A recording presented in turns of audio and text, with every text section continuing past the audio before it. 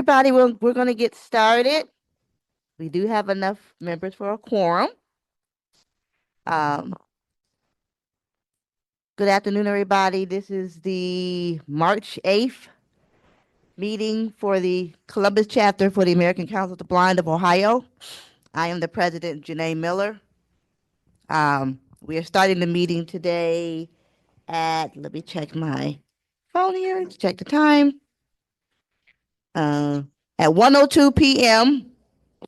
First of all, before we get started, I want to remind everybody that this meeting is being recorded. So anything that you say and do will be put on this recording for our YouTube channel. So be mindful that your words will be out on the public domain. All right. First order of business, I want to say welcome to everybody. I hope everybody's doing well. Hope everybody likes the up and down of the weather. I sure don't. I'll be happy when it stays warm. So next thing on the agenda, can we do roll call of attendees, please, starting with Zoom? Yes, in Zoom, in no particular order. Myself, just because I'm at the top of the list. Kathy Withman, Shirley and Lynn Roberts, Denise Bauman, Mary Highland, Mark Brodegum, and that concludes the Zoom list at this point. Thank you, Sean. Now can we go around the room and get attendance, please? Lee Tucker. Mike Russell. Perry Ling. Gail Baldwin.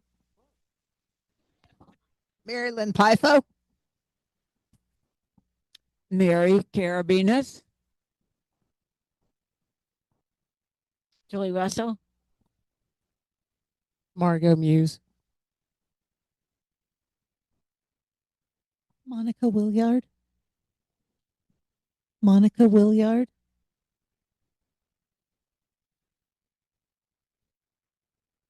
John Hill.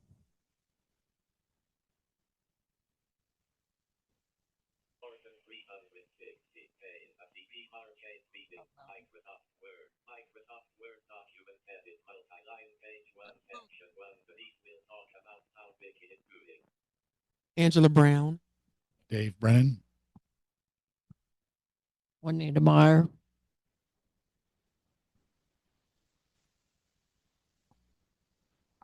Ed Snively. Sean, did you say? Here, Sean Thiel says. Yes, I am here in Zoom. And no, I don't need to be counted twice.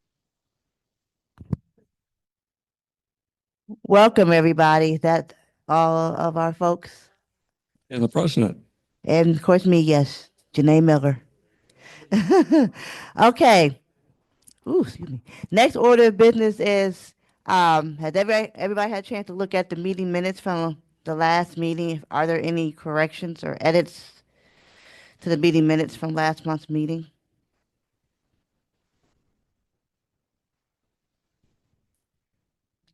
Any corrections or edits to last month's meeting minutes?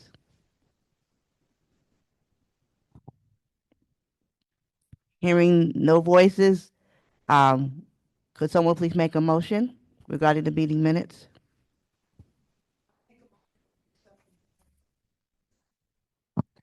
That Gail Baldwin makes the motion to accept the meeting minutes as sent. Is there a second? Joe Hill seconds the motion. All in favor, please say aye. Aye. Anybody opposed? The motion has carried. Thank you so much. Now, Today for the minutes, that is John Hill who seconded the motion. You indicated Joe, and that is not his name. it sounds like you said Joe. Sorry, I'm hearing impaired as well. Okay. Thank you, Sean. Next on the agenda is the treasurer's report. Mr. Lee Tucker. Yes, this is the financial report for March 7th, 2025 for the period February 8th, 2025 to March 7th, 2025.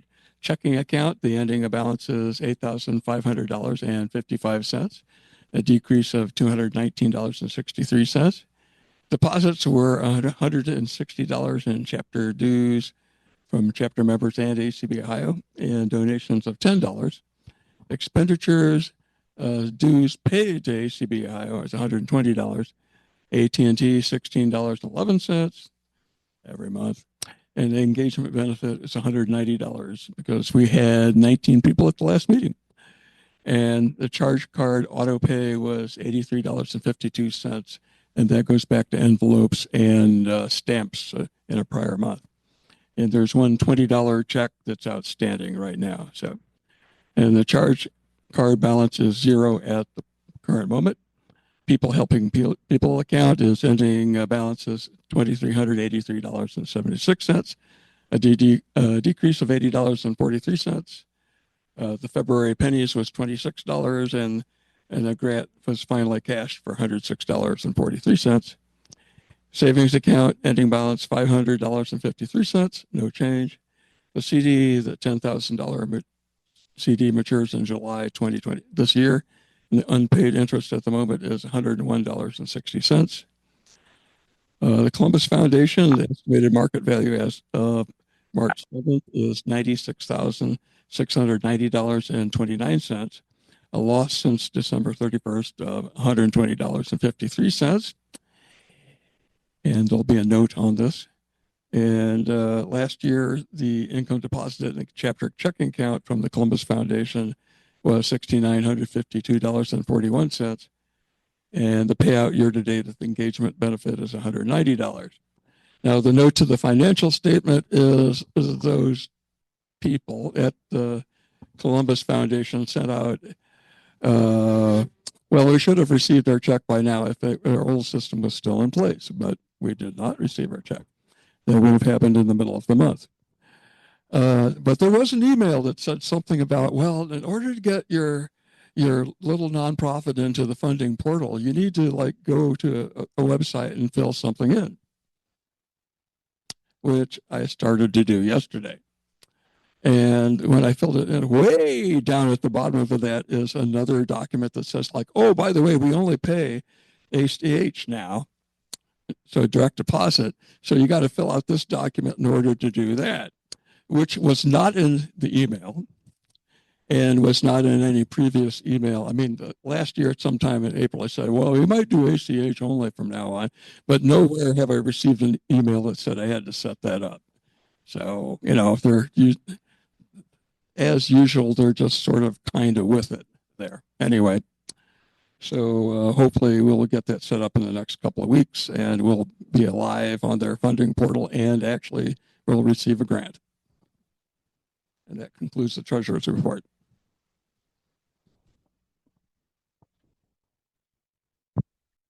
Thank you, Lee. Is there any discussion or questions for Mr. Tucker regarding his report?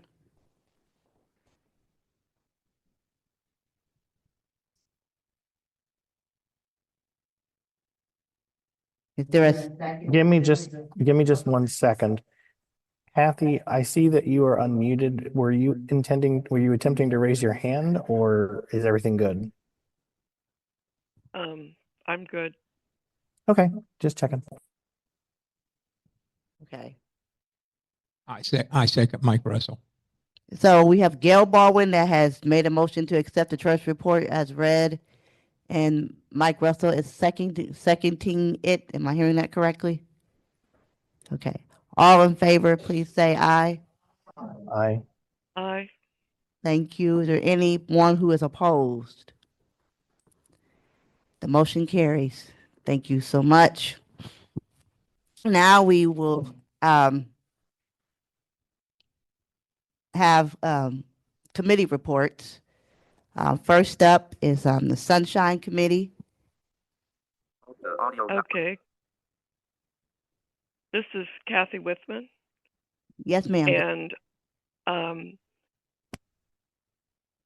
about 2 weeks ago, Mary Carabinas was suffering from some shortness of breath, and she ended up at the Ohio State University's heart hospital that evening, and they wanted her to stay overnight because of her shortness of breath and her worrisome EKG.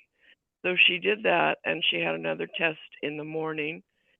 And luckily, she's recovered just fine, and she's back to her normal routine, which makes us all very happy.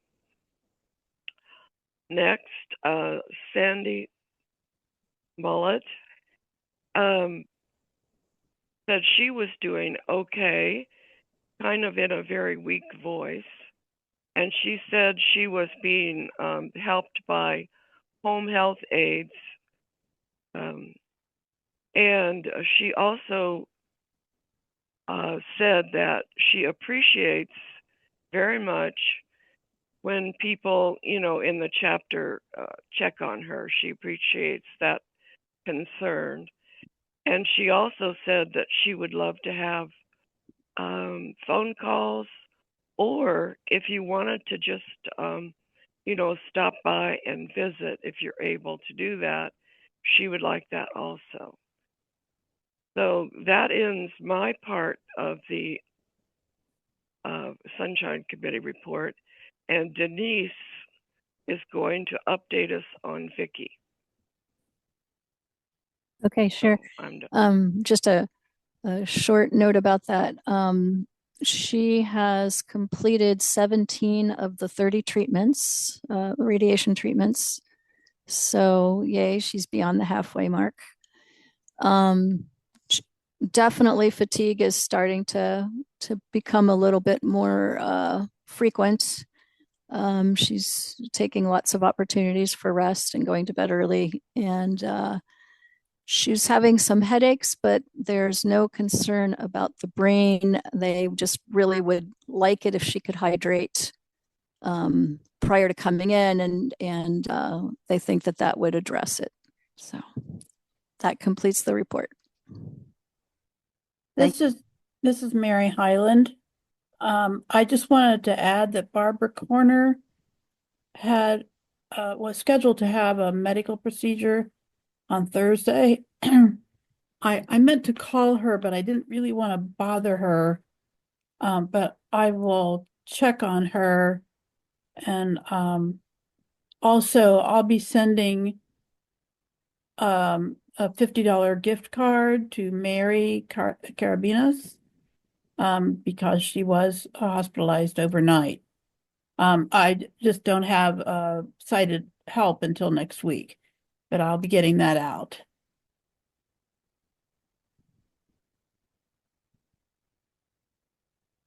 Is that all of the Sunshine reports? Yes.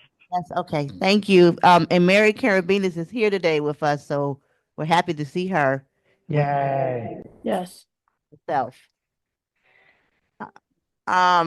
Two quick notes I'm going to add is I was a little bit under the weather over last weekend, but I'm here and better. And Patrick Simmons had a water break at his home, and so they're having some construction done at his home. So just a quick note on that as well. Next committee report is the PHP report. Is there any updates from our PHP committee? There was someone from the workplace who inquired about the possibility of two people's eligibility for applying for assistance, and one of the two definitely is eligible, and the other one, just based on location, is not. Okay, thank you. Any updates from the finance committee at all? Not until we have some more money in the account. And the last finance committee meeting, we had exactly 2 people. So I was looking forward to Patrick Simmons getting together the bylaws committee and other activities. So we actually have committees that can function with money and use the money for something. Okay, All right. Thank you, everyone, for your committee reports. The next report is on the agenda is ACB Ohio, and I'm going to give that because Michelle is sick. She texted me and said that she's not feeling well and she was going back to sleep. So ACB Ohio report is that next weekend there's 6 of us, actually 7, who are traveling to Washington D.C. for the D.C. Leadership Conference. It is myself, Brant Adams, who is our ACB Ohio president, Katie Frederick, Michelle Spillane, who is our executive director, Rachel Dinsmore, who is the president for the Cleveland chapter, Alex Dinsmore, Tanya Adams, who is Brant's wife, Nairo Chef, who is also from the Cleveland chapter, and Drew, who is my honey bunny, we're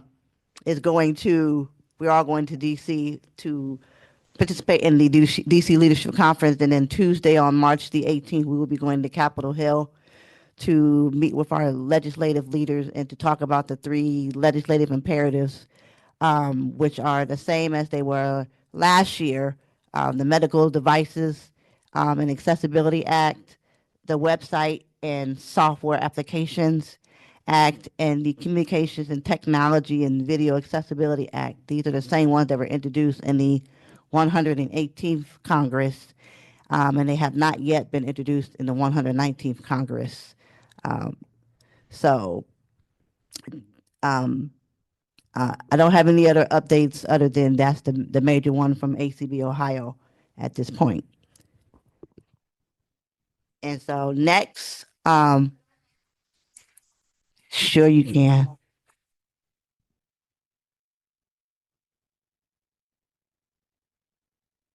Yeah, I just wanted to share this with the group.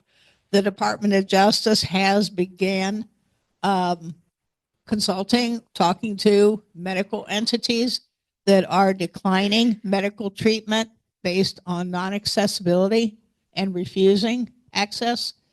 I don't know. I hope it continues. And I've spoken with other organizations, and they say the incidence of that seems to be increasing in the medical arena. Just wanted to share that the DOJ is finally taking some action. That's good to know and good to hear. Mark's hand is raised in Zoom.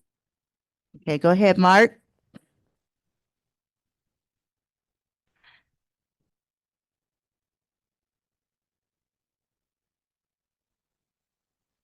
Your hand is still raised, Mark, but your phone is unmuted. *6.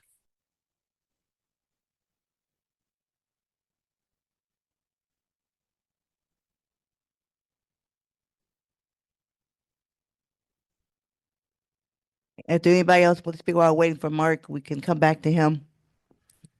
Anyone else have a comment that's legislative related? We can let Mark speak if he can get his himself off of mute, Sean, okay? Okay, that's fine. Well, All right.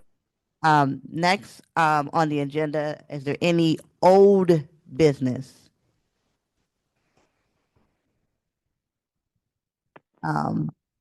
Any old business?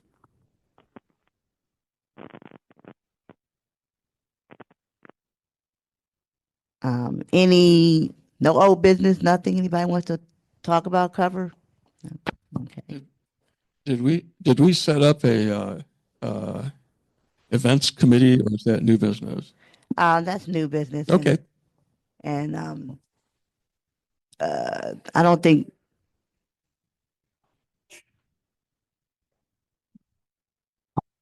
Does somebody have a question or a Hi. comment? This is Mary. Just out of curiosity, who won the free membership? When remember we had whoever paid their dues by a certain date got a free member, maybe win a free membership. Anybody? I don't remember who the winner of that would be. Who won that contest? I'm not sure. It did go out to the list, but I can't remember either. Shirley has a hand raised, however. Shirley? Yes, ma'am. Yes, it was Nikki Hansen that won it. Oh, Nikki. Oh, Oh, that's right. thank Yes. you. Okay, good. I'm 90% sure that I'm correct. Yeah, I Because remember I that. talked to her and she didn't even know how she had won it. It was kind of funny. Okay. Well, thank you for letting us know. We can double confirm that next month if need be, or I can send out a note to the chapter as well. Okay, thank you. Thank you, Shirley. Appreciate it. And I also had one other thing. It went back to your last thing about the legislative thing, but for anybody who has used Quest labs, we use them sometimes in Florida. There was some kind of a class action suit, and I'm still not sure what we have to do, but I think that they lost and then possibly it was appealed. I saw something this week, but I still don't understand exactly what those of us have to do that have used Quest in the last so many years. But when you go to their labs, they have these kiosks that you have to sign in at, and they were really not accessible. So they finally put some type of an announcement in when you go in there that says something about if you're visually impaired, that you can swipe something with 3 fingers or something and it'll get their attention so that you know that they know you need help. But Yeah, supposedly people that went within such a time period were eligible for something in this class action lawsuit. I'm sure it's not much of anything, but I never understood the results exactly or what those of us can do who were there. So if anybody ends up seeing more information on that, I would be curious to find out exactly what the results mean for those of us who were consumers of that particular entity. Thank you. You're welcome. So first of all, it's Quest Diagnostics, and I would suggest that you call ACB National and speak to them because they will probably have a better idea of what the procedure is and what it can do. But I know that they were involved, I believe, with that class action suit. So I will call ACB. Right. If you're not sure, I would check with them. That would be my suggestion. Okay. All right. It like I said, I'm sure whatever it is not a big deal, but I just found it to be interesting that ACB did, apparently win it. So, or, in their judgment, they were favorable. So anyway, thank you so much. I just thought in case anybody else had utilized the service, you might like to know. Okay. Thank you. Thank you, Yeah, Shirley. Who has Shirley, a- I have an experience with that. I recently went to one Uh-huh. and saw the kiosk, and there was Braille at the top that said, tap with 3 fingers to check in. And when you did that, basically all you got was the Samantha synthesized voice say, thank you, patient number 104. Please wait, please be seated and you'll be checked in shortly. And so basically it was that somebody would, you would have a number in the queue that they would then refer. Right. Now I had someone with me, but as soon as I read that, I said, ma'am, can I just try this first? I want to see what this is about. Yeah, I heard verbal announcements the last 3 or 4 times I went in Florida. I heard verbal announcements that said, if you're visually impaired, it just came, they play regular announcements about what they offer and what you have to do to check in. And every 2 or 3 minutes, there would be one that said, if you're a visually impaired customer, come up and swipe something or other, and they'll know that you need assistance and you'll get a number or call such and such. Yeah, I think you just tap with 3 fingers. I didn't notice this one speaking that, but I noticed that there was Braille okay. that instructed me on what to do, but I didn't recall verbal announcements. And I am trying to remember, was that the Department of Health maybe where I ran into it, or at okay, where I ran into it? anyway, I know we've been to a couple of them in Florida, and that same verbal announcement came on every 2 or 3 minutes. So thanks a lot. I just wanted people to know about that, and also I know there was something about the Department of Engraving, this week also, that one of the bills is supposed to come out sometime next year, the first bill, and I don't remember which one that is, but the first bill with some type of raised markings or whatever is supposed to come out, I believe, in 26. So I will double anyway, thank you again. welcome. I will double check on that. For some reason, I think it's the $20 bill that was supposed to be first, but don't quote me on that. I'll double check ACB National on that one.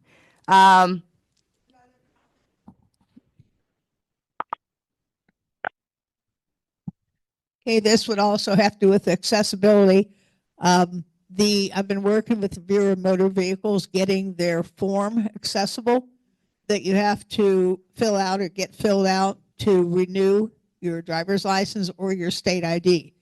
We're down to just 2 lines that aren't accessible. All the rest are now accessible. Thank you for letting us know. Marilyn, I did not have trouble renewing my ID online and was able to give them the pictures that Ira took for me. I did not have any difficulty. That was sometime towards the beginning of last year, I think.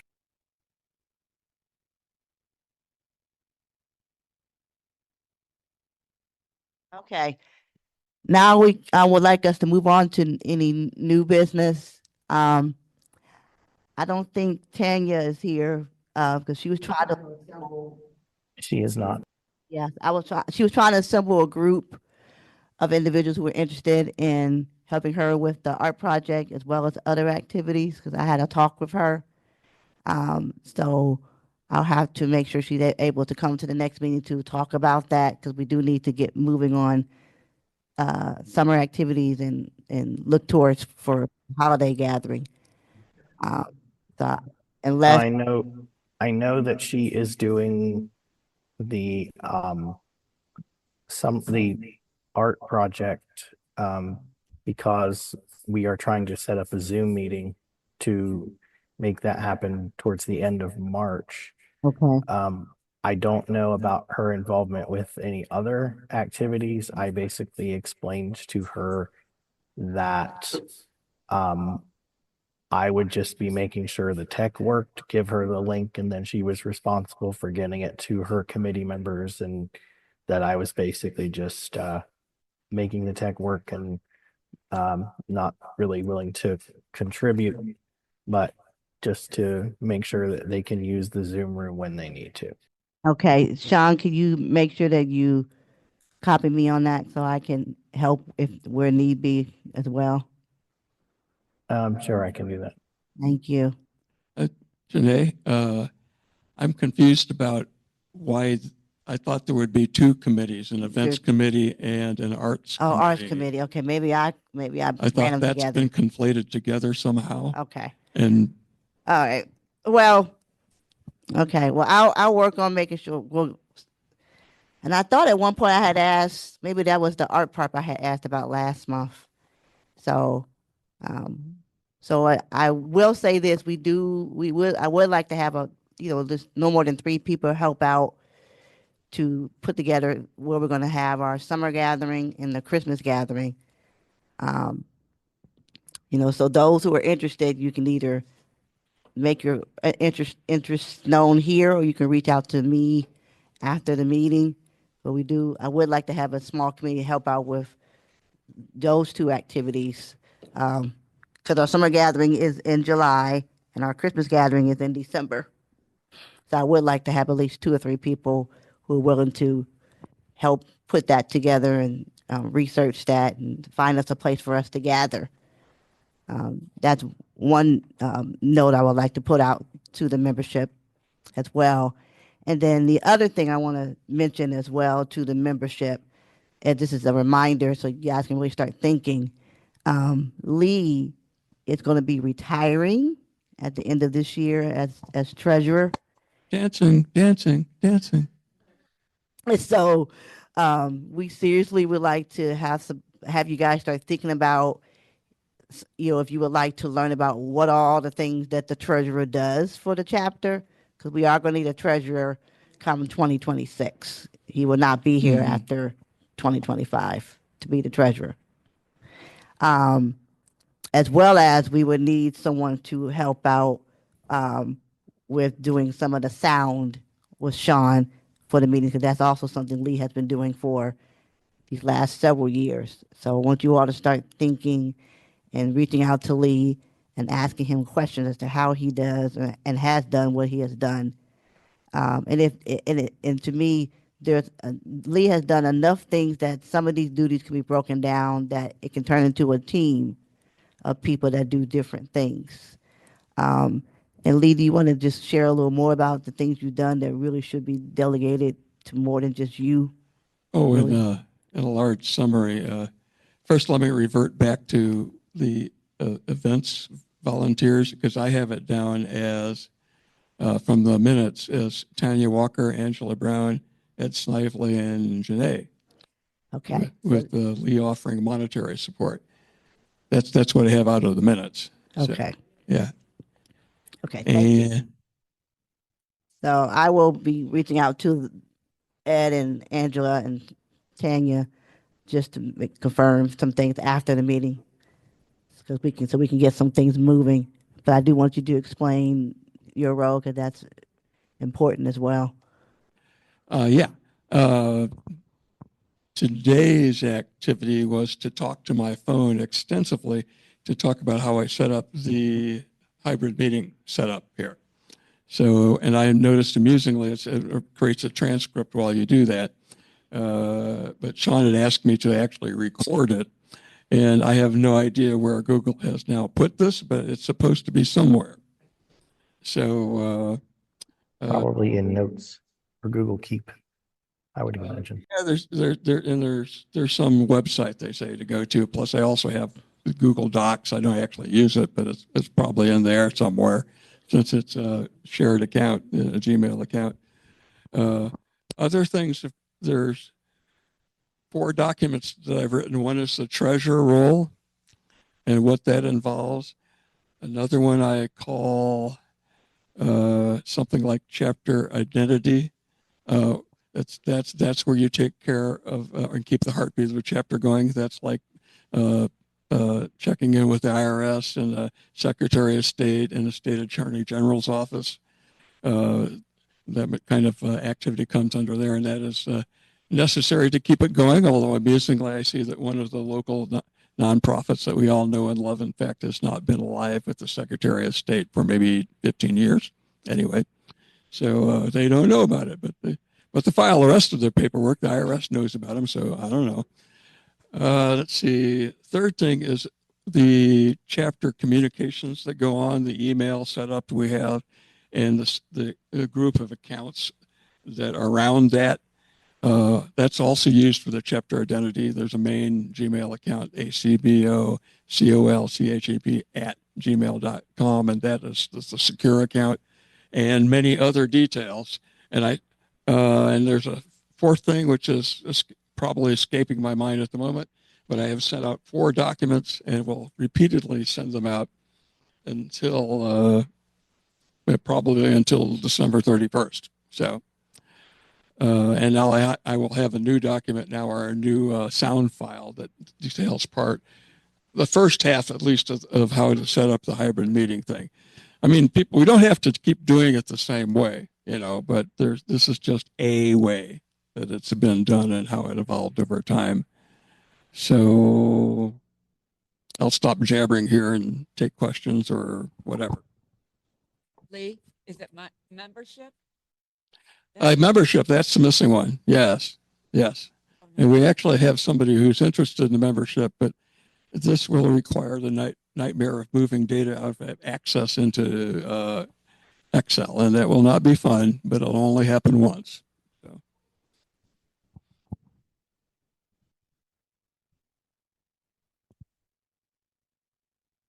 Does anybody have any questions for Lee? Because I don't really know if people realize all the things that Lee has been doing for the chapter for the last, what, 6, 7, 8 years? And before me, Larry and Marty Honecker. Yes. And you notice how they have turned into paper, you know.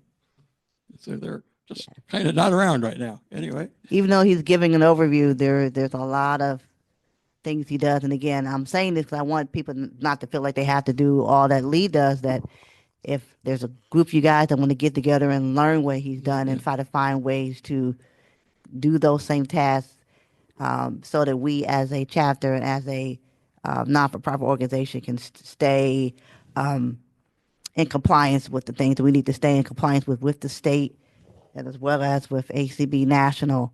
I encourage you to reach out to Lee and kind of learn. And then In if you fact, it's not healthy for one person to be doing this because it will be 16 years where two people did almost everything, or most of it anyway, and one person's done the whole pile of stuff. And that's not healthy for the entire chapter members because people don't know what's done. It's not that the people that are doing it don't get recognized, it's that no one else knows what's happening. And that's not healthy. So anyway. So again, I encourage you guys to connect with Lee and learn all the moving parts that make what he's done and how we can break those down into smaller chunks. Dave, can you see me at the end? Okay, say that again, Sean.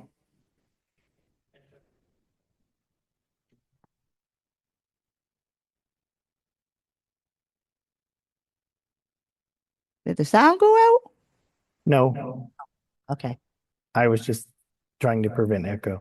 Oh, I- I'd like to catch up with you as well. I can't do technology stuff. I can't do email stuff. I'm really bad with all that, but maybe I can help out with the IRS and State Department. What do you need to do with that? If you can explain it to me, I'd be happy to help. Okay. So that was Dave bravely volunteering to take on the IRS. Yay. yay. Thank you, Dave. All right. All right. Yay. That's not much, actually, but the Secretary of State is a State Attorney General's office. The State Attorney General's office is actually a hard one. So that requires a major spreadsheet. But we are below the $25,000 income. And the way I've been playing the game and the way Larry and Marty played the game, we're below $25,000 in assets because we're not counting the Columbus Foundation. Whether that's actually right or not, I don't know, but that's what we've been doing now for 15 years. So that's not hard. Yep. And membership is kind of more or less the thing you sort of start doing in August? Or it's not August, is that when do you start doing membership? Hello? What did you ask? I was saying, talk a little bit about membership, keeping track of members and getting people to renew. Just give a little bit about that process.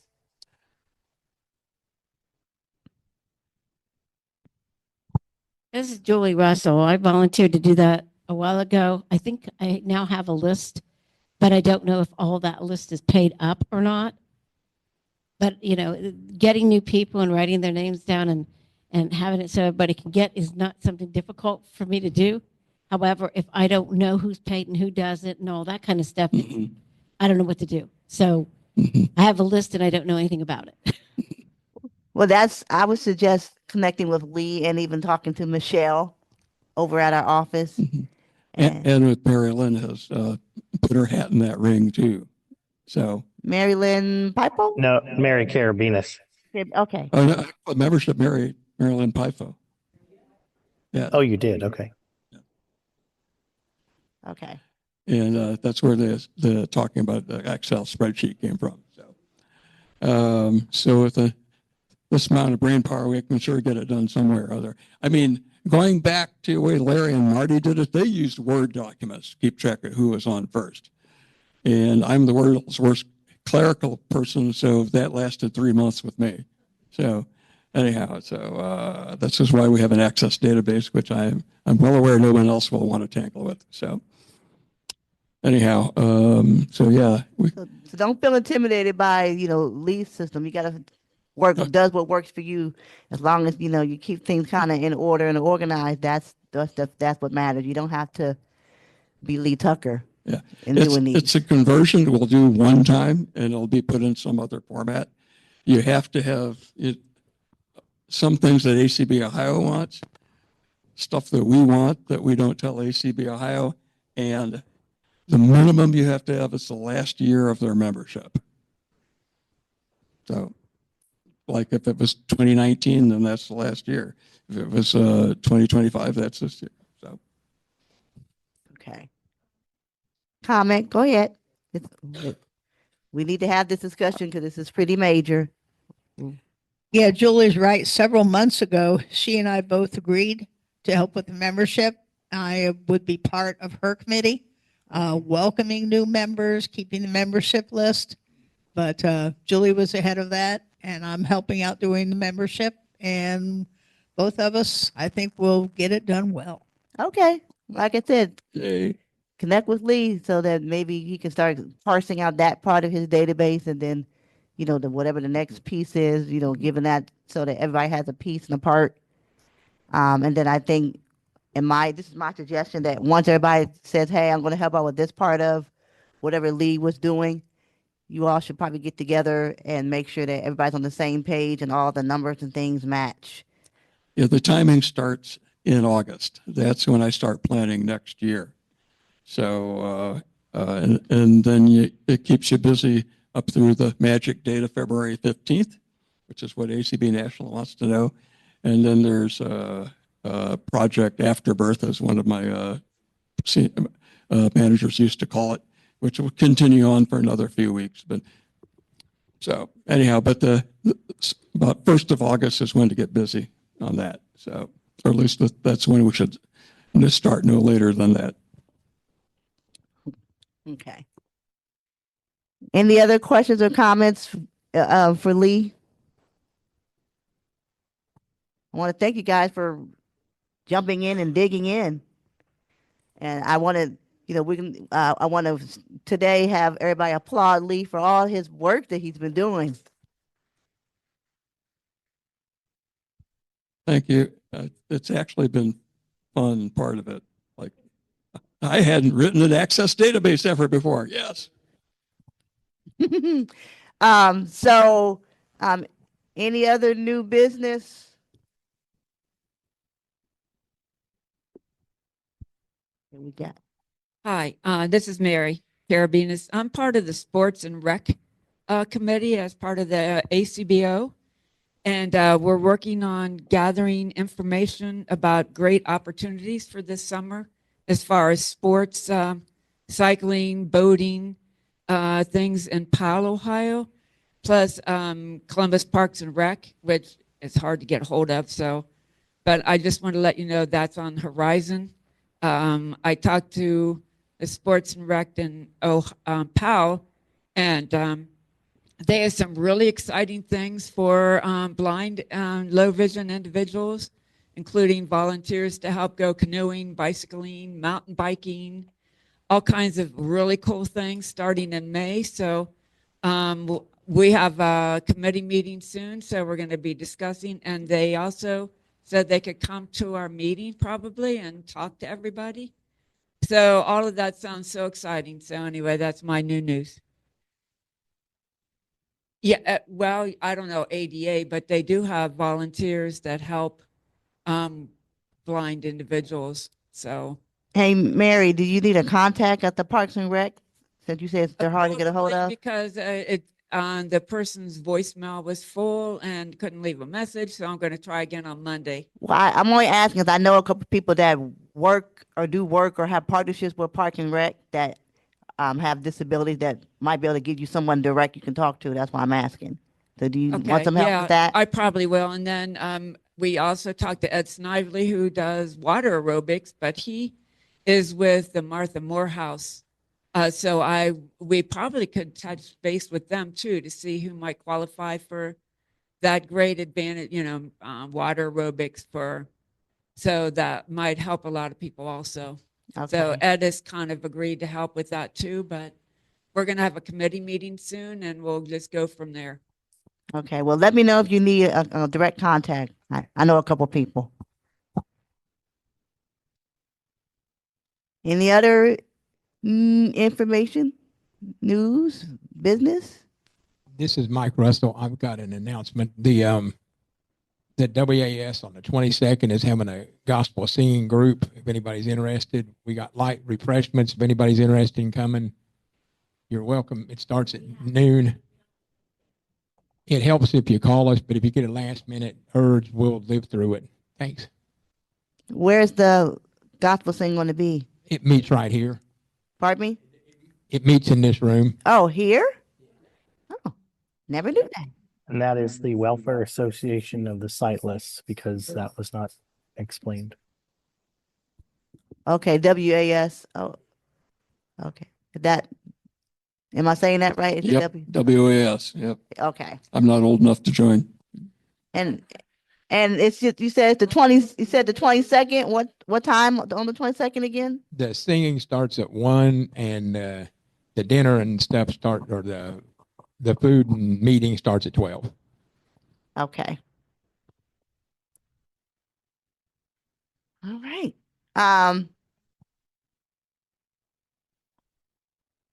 Hey, Sean, is our speaker arrived yet? She has, yes. I was just gonna let you know. Okay, so we're gonna take one or two more comments and Yeah, basically we're doing Hey, member I moments was right now. sorry. I was just going to say real quick. Anybody who's interested in water aerobics, I know a totally blind person who works at the Eldon and Elsie Ward YMCA, and she is a member of the class and she loves it. So again, if you're interested in water aerobics, the Eldon and Elsie Ward YMCA is used to working with a person who is blind. So you might want to. it's on Woodland, right? Yes. Yep, it's on Woodland Avenue. Okay. Yeah, maybe she can put together something and I can forward it to everybody else. Thank you. Okay. We will take just a couple minutes. We'll move on to having this will be the last announcement. Last announcement. The board of directors will be having a meeting on April 5th. I believe it's that Saturday at 2:30, and it's open to basically the public. If you want to sit in and listen to the board meeting, you could probably call Michelle to get details on how to get connected through Zoom. It starts at 2:30, I believe, April 5th. I think you're correct, Mary. ACB. Yeah, ACB Ohio. The state level. So to be clear, it's ACB Ohio's board meeting. We meet quarterly.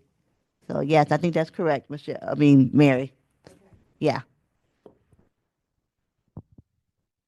So that's our last announcement. And I'm gonna let you guys have for a couple minutes our membership moment, and then we will adjourn the meeting so that our speaker can have her time. So anybody have anything to say during our membership moment? That's where the members share any other things that are non-business related. Well, let's back up and do this. Let's adjourn the meeting and have our membership moment. Then we'll let our speaker talk because she's on the West Coast and it's early out there for her. So I would like to have a motion to adjourn the meeting. I think that's part of the meeting notice. The membership moment? Yeah. Okay. I thought we did that before after we adjourned. This is Dave. I have a question. I'm not sure when it's appropriate to bring it up, but I need assistance with something I'm having problem with in my township with access to my bus stops where the sidewalks are hazardous, and the township has repeatedly dodged my efforts to get them to do anything about it. And so I'm wondering if there's anybody in this organization that can be of assistance to me. So I was wondering if there's anybody in this organization that can be of assistance to me in getting my township to correct the sidewalk situation in my area. I have a suggestion. I would reach out to either the city or the state's ADA coordinator and see if they can be of an assistance to you. That would be my suggestion. The state ADA coordinator. Coordinator, yes, the state ADA coordinator. Yeah, I don't live in the city, so the city won't help me. I'm sure. Okay, so yeah, I would reach out to the state ADA coordinator. Let me see if I can find out who that currently is, because the person I knew it was, they retired. And then I'll share the number in case anybody else needs to know who the state ADA coordinator is, because the person I knew it was, he's retired now. No, he doesn't live in the city. I don't, what county are you in, Dave, by the way? Okay, yeah. So Delaware County, Genoa Township. Okay, I still say, let's try the state ADA coordinators, see if they can kind of point you in a good direction and give you some assistance. So that would sound like, since you're not a city person, that might be the right person. I could be wrong, but that's my educated guess at the state ADA coordinator. Okay, that's my suggestion.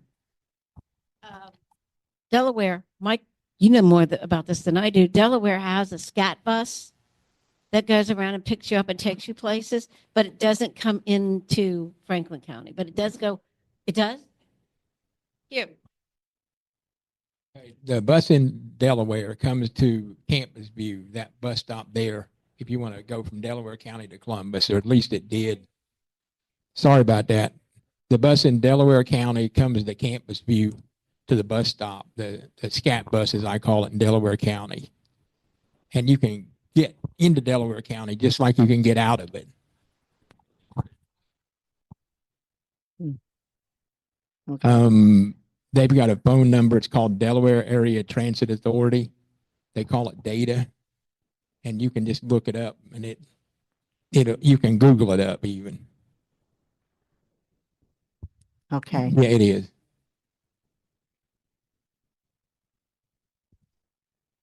Anything else that the membership wants to share before we adjourn?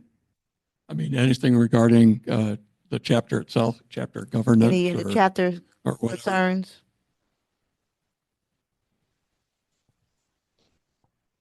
Hearing none, would someone like to make a motion to adjourn? Actually, real quick, Yes. I am sorry about the echo. Can't do much about it. Okay. One of the things I would like to be doing, as Janae said, is helping out with the sound, but I also need some help let's do that. Please giving me one so that I don't have to talk through the Zoom echo. So I am going to be learning how to set up the sound, but I am going to need some assistance figuring out if there are speakers that need to be placed in the room, where those need You're to be. disappearing on the mic. I don't know why. Okay.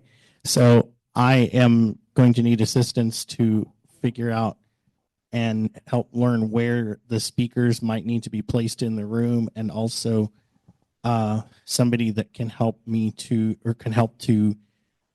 dismantle things. Sometimes with mainstream, I get times that are right at 3 o'clock, and if I try and get anything later, I get like 4 o'clock, and we are supposed to be out of here by 3:30. So I need to find somebody who can help me with disentangling things if I have to leave in a hurry. So if anyone thinks they might be able to assist Lee and I in that way, please let one of us know. Thank you. Or you can let me know as well, so we can Yes, kind of keep that's- track of who's signing up to help Yes, out. that's fine. Yes. Thank you, Sean. Thank you.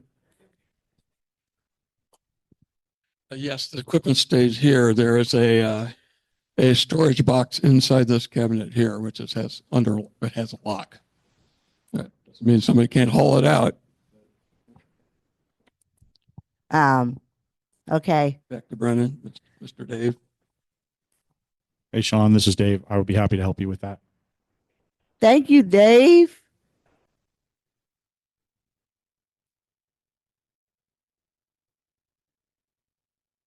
Yay, Dave. Okay. Yay, Dave. That's two things in one day. I love it. Good stuff. So we're going to, end the meetings because we have our speakers here and I want to give her time. So could someone please make a motion to adjourn? Sean, move. Sean moved. Is there a Tucker second? seconds. Okay, Sean, wait, hold on. Sean moved and who seconded? Lee Tucker. Baldwin. I think I heard Lee first. So Lee, you seconded? I did. Yep. All righty. All in favor, please say aye. Aye. Anybody opposed? Shady says if you're opposed, you can meet with yourself. It counts. I want to introduce our speaker. Her name is Cheryl Cummings. She lives in Washington, in the state of Washington. She is the current chairperson for the Multicultural Affairs Committee, which I am a member of. But she also wears other many hats within ACB, and I'll let her share more about that. Cheryl, are you there? Yes, I am. Can you hear me? Yes, we can. All right. Do I need to speak louder or everybody can hear me? Everybody can hear. You coming in good and loud and clear. You're good. Awesome. So Janae, is it okay if I do an icebreaker? Because Oh yeah. yeah. Absolutely. All right. I had one where I was going to ask people to tell us something that others can't tell about you if they just looked at you. What do you think? Is that too much, or should we go for your favorite cake or something? Favorite cake. Okay. All right. All right. So what I would love, because I'd like to know who's in the room. I know I can look at the participant list and get the information there. But if you guys could just go around and just like tell me your name, and yeah, tell us like favorite cake. What do you like? So I'll go first. I am Janae Miller, and my favorite cake is lemon cake. All right. Kathy Withman, my favorite cake is carrot cake. I love that. Yes.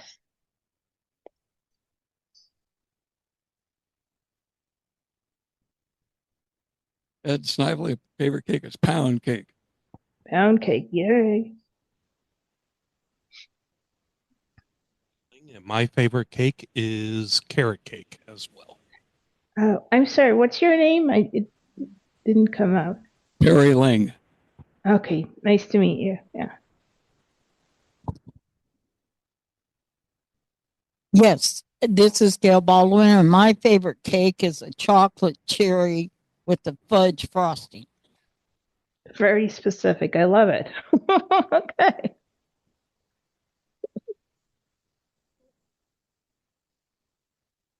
I have so many, but I really love the yellow cake with caramel icing.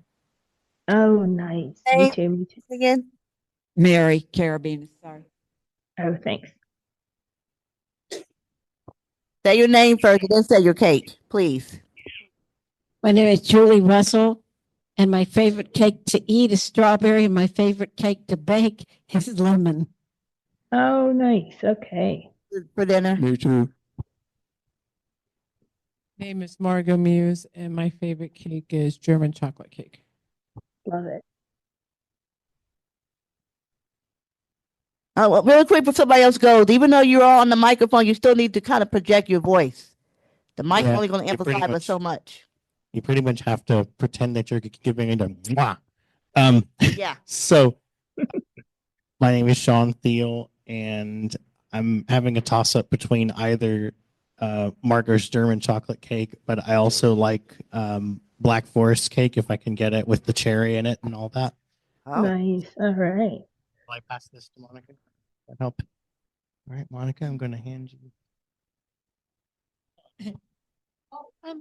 My name is Monica Williard, and closer. My name is Monica Williard, and my favorite cake is a turtle cake. It has chocolate chips, caramel, and pecan in it. I love that. That sounds nice. My name is John This Hill. is Shirley, and I guess mine would have to be mint chocolate chip or mint chocolate, either way. Shirley, Then we might as very well. nice. hold on. We're still doing it in the room first. Hold on. Oh, I'm so sorry. Yeah, that, Hold on, honey. Go ahead, John. My name's John Hill, and it's a toss-up between German chocolate cake and chocolate cake with cream cheese frosting. All right. Nice. Hi, my name is Angela, and they stole mine German chocolate or coconut cake. One of those two. Oh, Ooh, coconut just came in. Yes. All right. Layer cake. Yeah. I'm Juanita Meyer, and I like banana or Nice. Mike Russell, and I like Boston cream pie. Wonderful. And I like Cap City Diner chocolate cake. all right. Now, is that everybody in the room? Yes, is that everybody in the room, Lee? Okay, now, Shirley, now tell Cheryl what your favorite cake is. Yes, and I do apologize. I missed that you were starting in the room, so I am sorry. Mine would be mint chocolate chip or mint chocolate, either way you go. Ooh, Nice. And I'm Shirley. Hi, Cheryl. Anybody else on Zoom? We heard from Kathy already. Is that it for Zoom? we still have a couple people, but it's up to them whether they like to. Unmute or not. Yeah.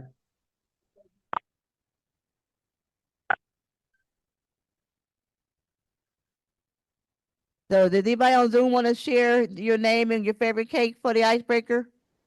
If not, we'll let Cheryl continue. Hearing nothing. The audio now unmuted. Okay, there we go. Apps log off. Yep, we've got somebody's jaws. Let's hear about your cake instead. Please give your name and your cake, your favorite cake.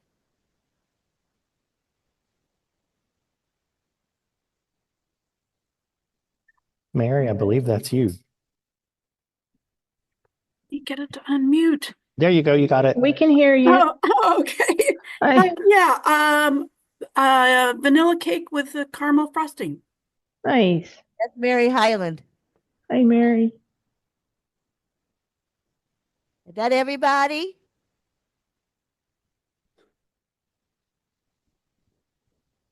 Is that everybody, Sean? Yeah, there's one other person, but it's up to her if she wants to speak. Hey, Mary Lynn, my favorite cake is spice cake with apples and pecans and cranberries added. Wow. Nice. I'm going to be sitting next to you, Mary Lynn. Lovely. So we'll move on if the other person doesn't want to speak, so that Cheryl can continue her presentation. Okay. So go ahead, Cheryl. All right. Well, thank you. I suppose I should tell you my favorite cake, and I've got to say it's a bit of a toss-up. So my family is from the Caribbean, and every Christmas we make something called a black cake, or some other people call it a fruit cake. And it is one of my favorite cakes to have, and I love it with vanilla ice cream. Don't ask me why, but I do. Anyway, so thank you all so much for inviting me to talk with you today. I don't really have a lot of formal things written down, but I'm going to tell you a little bit about myself. I'll tell you the mission of the Multicultural Affairs Committee, and a little bit about the work that the Multicultural Affairs Committee does, and then I'll stop and open it up for you to ask me questions. So, as Janae says, I'm currently the chairperson of the Multicultural Affairs Committee, but I've been involved with ACB for many, many years.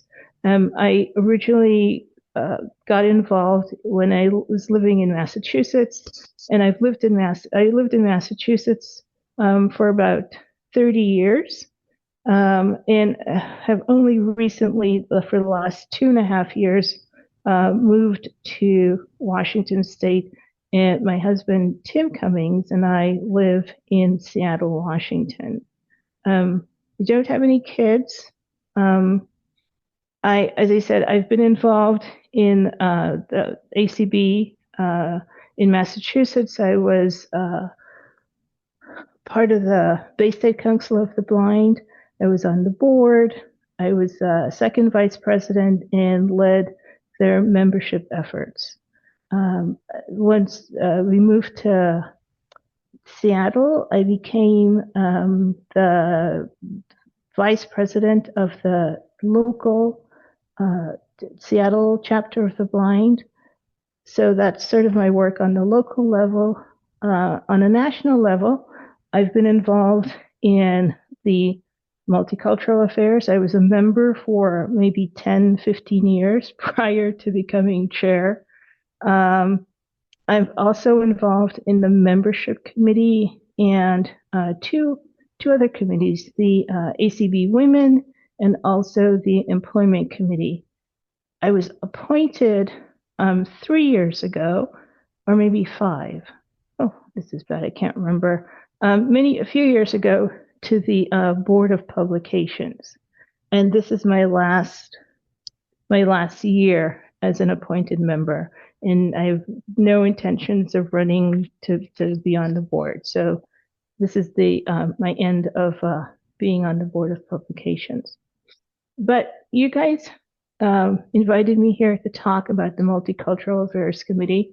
I'm going to say this: the committee has been around since the 80s. It was founded and led by Pam Shaw initially. Peggy Garrett took over once Pam left.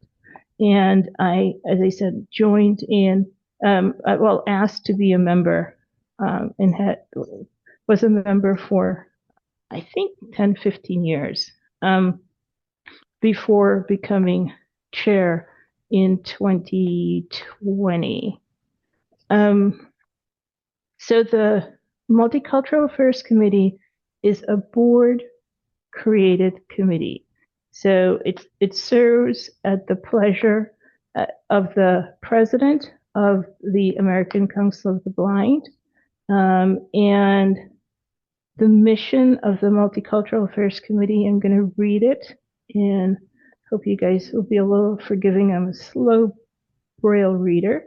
So the mission of the Multicultural Affairs Committee is to promote and sustain a cohesive and inclusive environment that truly values and embraces diversity, cultures, differences, and perspectives within the framework of the American Council of the Blind. So for many years, prior to 2020, the way we sort of met or lived out that mission is that at the convention we offered a luncheon that looked at sort of history or talked about present time issues, especially as they pertain to race relations and cultural competency. And so a lot of our work happened at the convention. With the onset of the pandemic and ACB then creating the community, we got involved in presenting opportunities for learning through the community, and working we've done this throughout the history of the committee, that we've always worked in partnership with other ACB committees and with affiliates. So we've touched on topics on anything from sort of the history of dealing with African American history, dealing with, they said sort of current topics that are happening. So And we've also been the entity that has brought in trainers talking about cultural competency, talking about diversity, talking about inclusion. And those trainings have been both open to ACB members. Everything's voluntary, right? It's been open to ACB members, and in some instances worked in specifically with the board, with members of the board.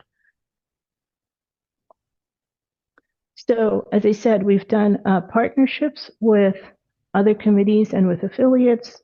One of the things that we've done, I'd say for as long as I've been involved with the Multicultural Affairs Committee, is we've held book discussions. And so, as those obviously state, is that we use literature, be it fiction or nonfiction, to be able to talk about sort of social, economic, and political issues. We have also been, so this is the primary sort of purpose of a board committee, right, is to give advice to the board and to the president of ACB on issues concerning race relations, concerning issues of inclusion. And so what that has meant most recently is we've worked with the board on Spanish, making our materials available in Spanish, and also looking at how do you provide Spanish language concerning the conventions and the leadership training. We also worked recently with the Accessible Currency Rally. So being part of the group that was planning that and looking at, how do we make sure that the rally is going to be effective. And so helping to think through, who should speak at the rally and how to find people to be involved in that. We also worked on convention planning. So we've, I think, made some advances in the sense that now, as conventions are held across the country, there's a commitment within the organization to make sure that at least the tours are really reflective and inclusive of different communities in within the sites that we visit. As I mentioned, we've done board training on topics of inclusion and cultural diversity, and those are usually provided directly to board members and are not, open to general members. And then that takes us back to where I started initially, which was to say that one of the things we do is provide programming for the convention. So we have a luncheon where we have a speaker who, again, talks about, could be something historic or something contemporary, but something that concerns the minority communities.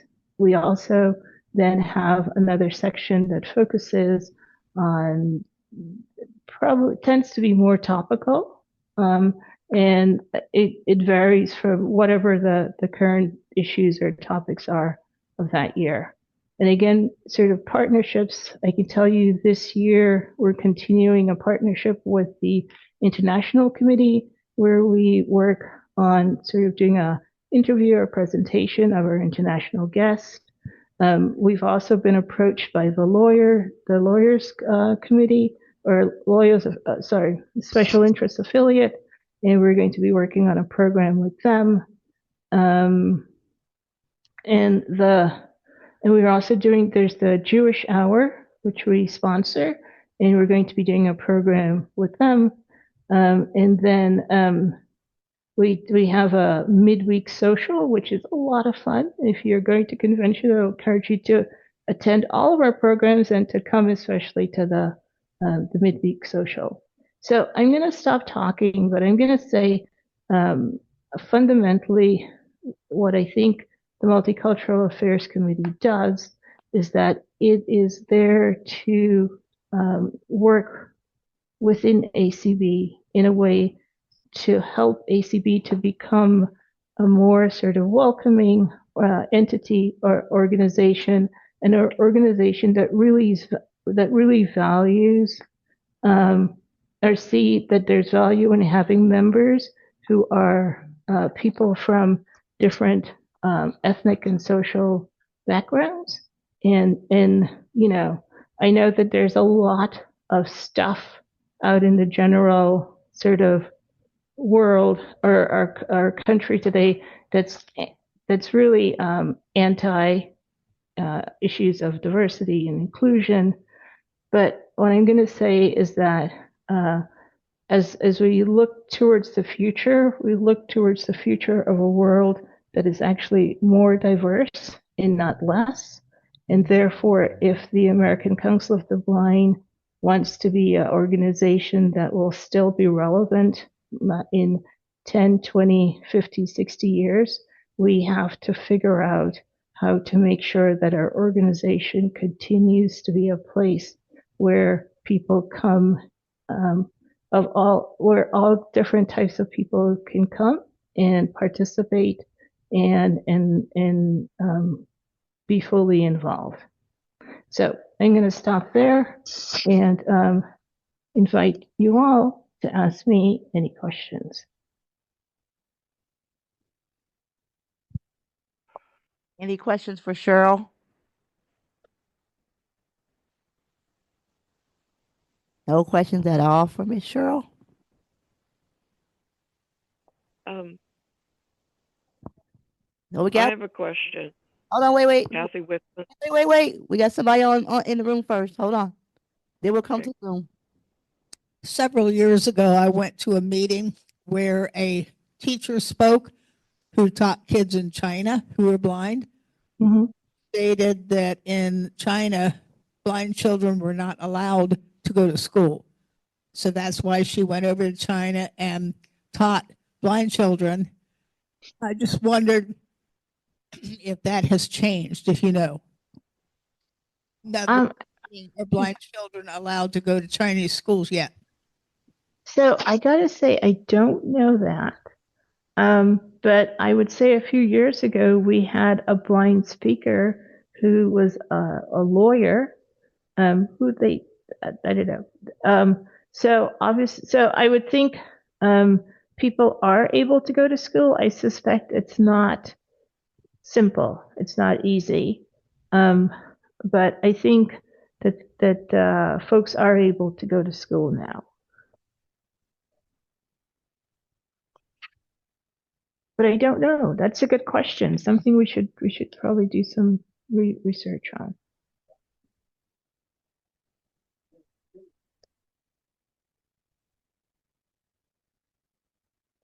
Is there another question?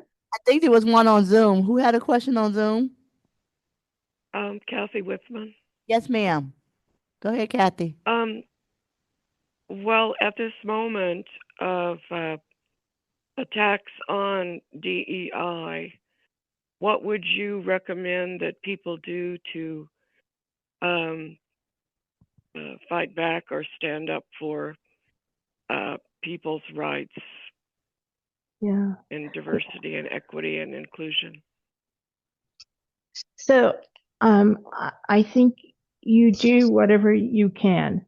So, I mean, meaning like within ACB, MCAC plans to continue doing the work it has been doing. We're not gonna stop because, as I said, you know, our world is not less diverse. It's actually more diverse and more complex.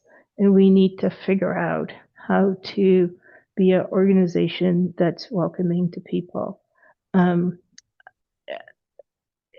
A suggestion, I mean, you don't have to do this, but, you know, one of the things that some folks I know have been doing is that the companies that are actually sticking to DEI, they have been letting them know that they appreciate them doing that. If you want to switch your business over to them, that's something else you can do. I think you may get I don't know if, sort of what organizations you're connected to, but there have been notices on actions to take. So maybe contacting your legislators or contacting your attorney general, depending on sort of what is being asked of you. So I think, as I said on Tuesday topics, I think we keep working towards inclusion. I just think it's it's just something we have to do if we want to have a society that is a place where, as people with disabilities, our rights are also respected. We have to be willing to stand up for other people's rights. And what that standing up really looks like in particular, I think, depends on sort of where you are and what you're willing to do. If I can jump in here and say something to your question, Kathy, a lot of people are doing boycotting of certain stores who have cut their DEI programming from their corporate website. So, for example, some people are boycotting Target because Target is one of the store chains that have cut their DEI programming and such. So that's some people are doing boycotts and not buying from certain retailers. So that you can choose to participate in that if you want to help fight against those who are trying to take away DEI. That's just a suggestion. Thank you. Any other questions for Ms. Cheryl? Hi, this is Dave. I have a question. Go ahead, Dave. Perhaps this is a naive question, but I think you're originally in your comments, you were saying the goal of the committee that you're on is to get the ACB to be a more diverse group. And I can look around the room and say that I agree that we need to be a more diverse group. But what I'm wondering is the history of ACB. Are you aware? How did we get this way? How did we get to need to be more diverse? I mean, well, I don't know that you. So let's think about that, right? So wherever you're living, there's more than just one type of people living there. So blindness is not a condition that just happens to one type of people. So it's not. So the question is, look around and who in your community may be living with blindness who's not in the room. And if you think there are people missing, then the issue is, how do we as an organization let those people know that we exist and that that we're doing things that we find beneficial and that we think will benefit them. So toss out the word diversity. Don't even think about that. Just think about the organization and why it exists. So as far as I can tell, blindness happens to lots of different types of people. so my question is, how did ACB, how come those people aren't already here? That's my question. I think I don't know for every place. I really do think that some of it is that I think we have been an organization that's tended to say we're here, and if you find us, that's good, right? And we've been fortunate, right? We found. I'm a Black American. I found ACB, and I found it to be extremely beneficial. And so it's part of my responsibility to go out and to try to find other people I know to let them know about ACB. But I don't know everybody from all different groups. So this is where I need my organization to be sort of deliberate and intentional in helping me to figure out how to then reach out to people in my community to bring them in.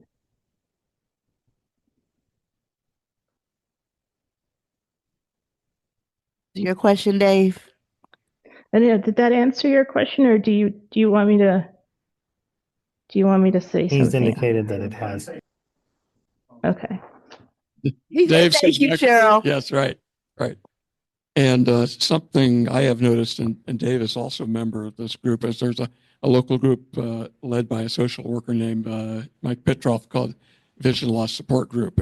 And that does have a higher percentage of people of color in it. And I don't know how that happened, but it's so. Yeah. Yeah. Yeah. So, I mean, I don't know. Can you guys partner with them? Are they like totally? Meeting practically every month, and I try to pass out the word about ACB and about the local chapters, People Helping People program, which is basically monetary support for buying very expensive objects, which is what visually impaired people have to buy, and outreach like that is one of the ways I think the ACB can grow and be effective. Yeah.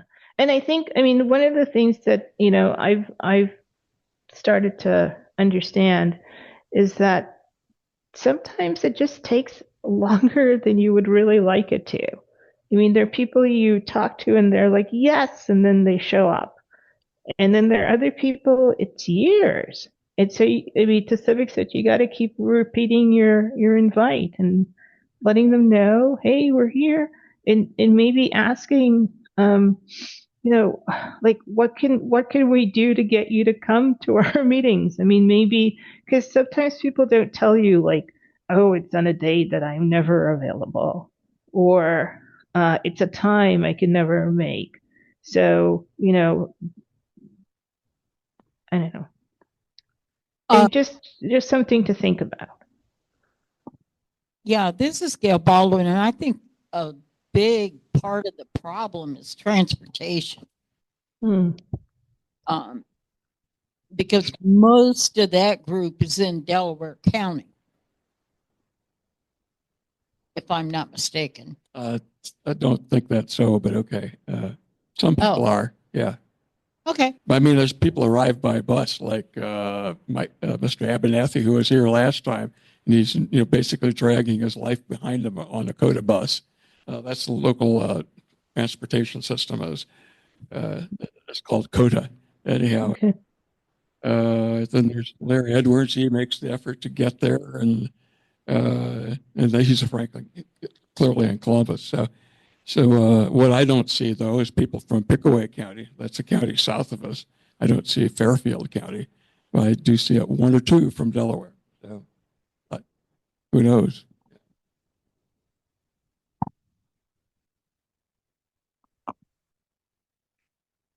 I think one way to is somehow connect with ophthalmologists to give people that have lost their vision information about all the organization. Because I lost my vision when I was 35 and I had no clue what was around. So how did you find out? Actually, BSVI contacted me. I don't know how they got my name or anything, but they educated me on talking books and different organizations. So that's the state organization that helps. Yeah, people. Bureau Vocational. Yeah. Okay.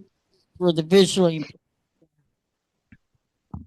She knows about voc rehab. It's just every state calls it a different name. Right. Now it has a name that you can't tell what it does. Opportunities for Ohioans with disabilities. Mary Lynn Pifo, another thing we could think of is reach out. If a couple of us make a point to go to events of other cultures and connect with them.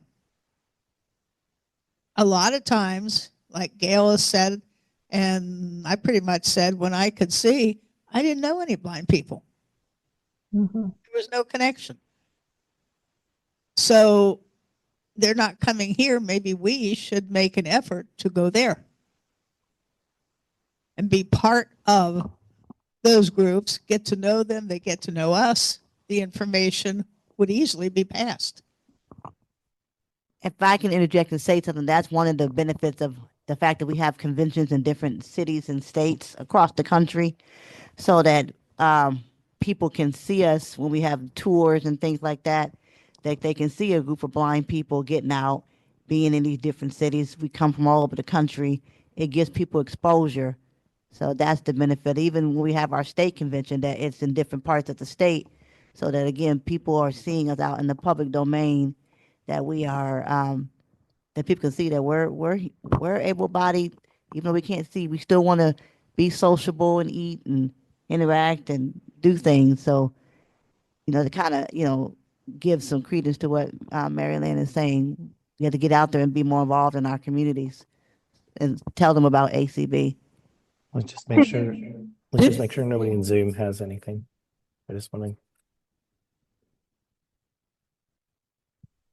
to give people in Zoom a reminder that they can still interject and ask questions. Chime in too if you want to on Zoom. This is Gail Baldwin again, and I don't know about anybody else, but I lost my vision at the age of 35, and I beat this drum to death. But I have neighbors that won't initiate conversation. And it's something about being blind, because I used to work with these people, and I can sit on my porch until hell freezes over, and I won't get anybody to talk to me. So it's not unusual. I mean, it's a sad commentary on our society, but it is not unusual. I mean, sometimes it's a little easier, like if you find community activities that you can get involved with, that again, over time, people are like, oh, well, if she's part of this, then and I'm part of this, then I can talk to her. I mean, that's what I've found in the past. Like, I volunteered at a soup kitchen, and over time, the other volunteers started sort of talking and interacting with me, and then we started hanging out and stuff like that. Yeah. We'll take a couple more questions for Cheryl, and then we'll let her go enjoy the rest of her day.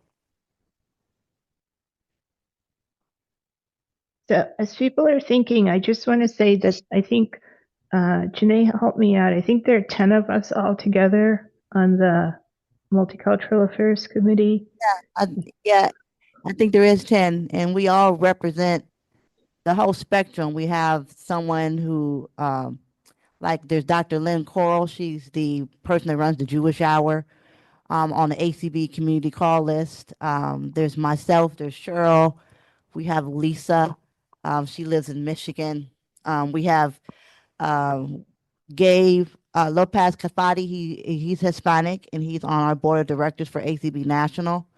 We have Regina Brink. She lives in California. She is Hispanic as well.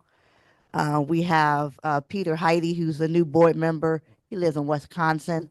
So we're all over the country, and we're representing across spectrum of cultures and backgrounds.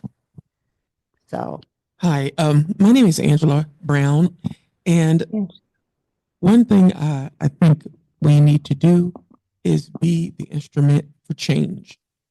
And the reason I'm saying that is, I do a lot of stuff. And when sighted people see that I'm blind, they are like, you're doing what? They can't believe it, And the other part of this is kind of people almost treat blind people like they need handlers. I'm sorry, say that again. It broke up. They treat us like what? I've experienced the thing where certain blind people are, I'm sorry. People kind of treat blind people like they need handlers. And I've experienced this at work. A lady, she always comments on how well I dress. And she was like, "Oh, I have to ask you, who dresses you in the morning?" And I'm like, honey, I live by myself. I dress my own self. So, and you know, I guess just keep answering the questions. Just keep getting out there, living your best life, and letting people see that you know, you can be blind, but it doesn't have to be the end of things. It's really the beginning of new things. As far as people not coming to the meetings, I can think of two things that might be the culprit. One, some blind people, honestly, are like, we don't want to be around a bunch of blind people. It's like, you know, I know certain people who are visually impaired who won't use their canes because it looks bad to the world. You know, and we probably all know different people like. But and then the other thing is, you know, just I forgot my other comment, but yeah, just you know, let's work on just being an instrument of change, letting everybody see us thriving, you know. Right. I like that. It as some kids I used to hang out. It's 2 snaps for you. That was great. Thank you. We'll take one more, and then we'll let Miss Cheryl go. One more last question or comment. Anybody on Zoom have a question or comment? It's Tanya from Ohio. I just wanted to say hello. I had transportation issues, just got in. Hi, Tanya. Hey, Hello. Anybody else have a question or comment before we thank Miss Cheryl for her time? I read her bio. Congratulations, Cheryl. You're a great example and a mentor and inspiration for us all. Oh, thank you. As I said, I think as Angela said, I'm just trying to do what I can as a person, just sort of following my interests type of thing.